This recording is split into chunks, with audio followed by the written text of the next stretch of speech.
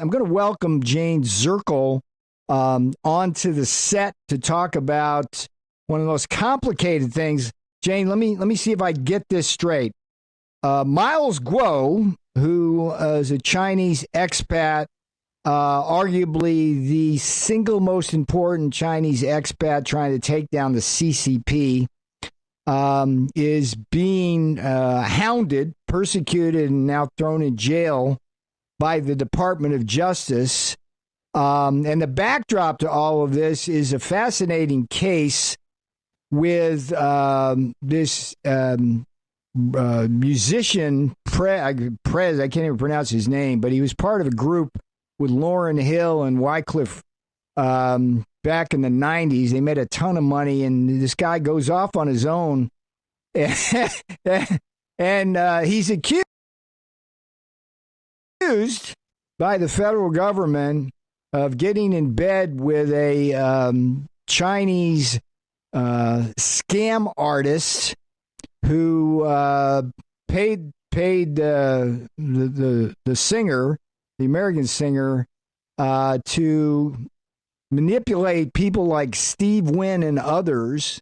Yeah, Steve Wynn, the guy who owns all the casinos in China, to extradite Miles back to communist China because obviously Miles was exposing all of the crimes of the Chinese Communist Party. So I guess, Jane, what does this trial mean for the freedom of Miles Guo? That's the only thing I care about. Jane. Well, that's right. Pras Michel is facing trial for numerous charges ranging from conspiracy to money laundering to not registering as an agent of China. He met with the Vice Minister of Security of China on behalf of the CCP, who was working to have Miles Guo extradited. And this was because he was working with a gentleman by the name of Zhou Lo, who was involved in a very notorious financial scandal, the 1MDB scandal involving the Malaysian government, in which billions of dollars were embezzled. And Zhou Lo was sort of a Hollywood Great Gatsby type who met Pras Michel. And when Pras became interested in the political world, Zhou saw an opportunity to get involved as well. And actually around $1 million of the stolen Malaysian money went to the Obama. Jane, forgive me here. I just want you to tell me, we can't get, this thing is too complicated to relate. Just tell me, is this going to help Miles get his freedom, and why?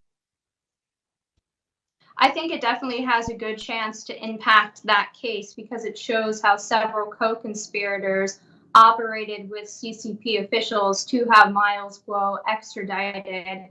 Figures such as Elliot Brody and George Higginbottom, who have already pled guilty to charges related to this matter. And this is sort of the missing link between the money and the meeting with the CCP official that really shows just how deep CCP interference runs in the judicial system.